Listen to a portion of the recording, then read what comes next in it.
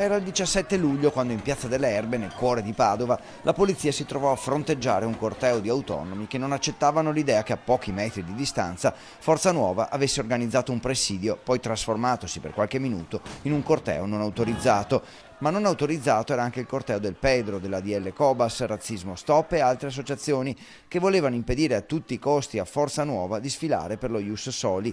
Partirono così le cariche del reparto Celere e soprattutto si infiammò la polemica che coinvolse il sindaco, il consigliere comunale Daniela Ruffini, presente alla manifestazione, e l'intera maggioranza. Ora gli scontri finiscono in procura. Nel registro degli indagati, infatti, sono stati iscritti 30 militanti del centro Pedro. Sono accusati a vario titolo di manifestazione non autorizzata e resistenza a pubblico ufficiale. Durante gli scontri erano stati fermati 2 giovani e 5 poliziotti erano rimasti feriti. Per le indagini sono stati utilizzati anche filmati e fotografie utili per identificare i manifestanti poi denunciati dalle forze dell'ordine.